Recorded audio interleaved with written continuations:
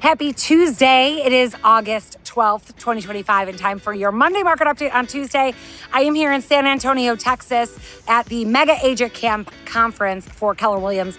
We get together twice a year to learn from each other, network, and talk about the market. So we're going to quickly review our McHenry County numbers for the last 7 days as of yesterday, and then I will share with you what we heard from our leader of our company, Gary Keller, about the current state of the market and what we're going to expect through the rest of this year.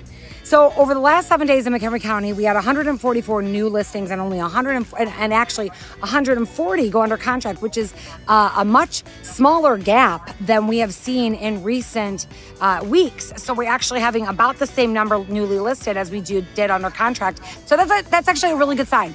Mortgage rates have been coming down very, very, very slightly. Very steady mortgage rates, but they're coming down very slightly, which is a good sign, which has brought more buyers into our market. So that's a great thing. We had 86 closed sales, which is a little low, but that's, August is not really a very popular time to close because most people want to be in their houses before the school year starts. And we've got school starting this week in McHenry County. So not very surprising that we had 86 closed sales, 39 price changes, 2 expireds, and 52 currently on the private network. So we've got a strong market in Crystal Lake still, in the McHenry County area. We still have a lot of buyers and sellers transacting. We still have very low inventory. And if the interest rates come down, that inventory is going to get even tighter. So we're in a bit of a predicament. And this is what Gary Keller was talking about. We definitely have stagflation. Now, that is where inflation is still at a point where the federal government wants it to come lower. It's at about high threes. They want to see it in twos. So 2% inflation year over year. And they want to see it, it's at 3%. They want to see it closer to 2%. We also have unemployment actually not very high. We actually have we have a very strong employment market. So what we don't want to do is cause inflation to go way up, cause unemployment to come down. We want to have a strong economic situation. So our economy is proving very, very strong, but the federal government, while they want to spur the economy and encourage building, they don't want to have inflation tick back up. So, and actually, let me correct myself on unemployment. We have differing opinions on the employment information that we're getting. There are many questions about the employment numbers that we're getting and that they're skewed. So we've got people that are actually underemployed.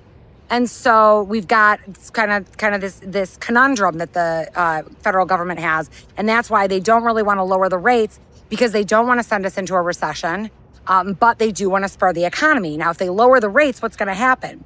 Now, in our area, in the Midwest, we still have very, very tight inventory. In some parts of the country, they do not. They are at a surplus. So if they lower the rates, what's going to happen to our prices? Well, our home prices are going to go up. We've got an affordability problem already. So we have home prices that are high. We've got interest rates that are high and higher. And when I say both of those numbers, they're not actually high. They're just higher than they've been. And so if we want people to buy homes, we need to bring the interest rate down. Well, if we bring the interest rate down, that will cause prices to go up. That creates more inflation. So there's really a tough balancing act that the federal government needs to accomplish. And how do they do that is an answer that I don't have. So we will see what will happen through the end of this year. There is a lot of speculation that the feds are going to cut the rates, which would cause more inflation and would spur our economy. So if that does happen, and if they do cut rates, then we could see a strong fourth quarter in the housing market. So we're kind of in a wait and see pattern. In the Midwest, as of right now, we still have low inventory.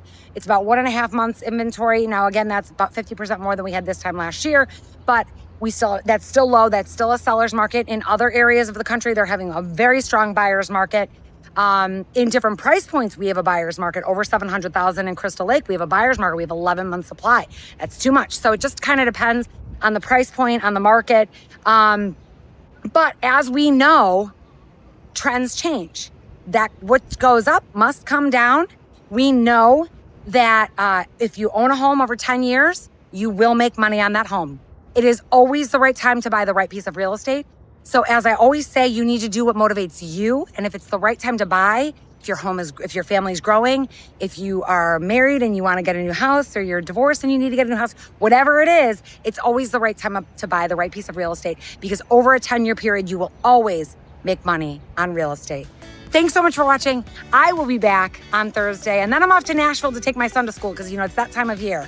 So I will be bringing you the Monday Market Update from Nashville next week, and then I'll be back home the week after that. Have a great one.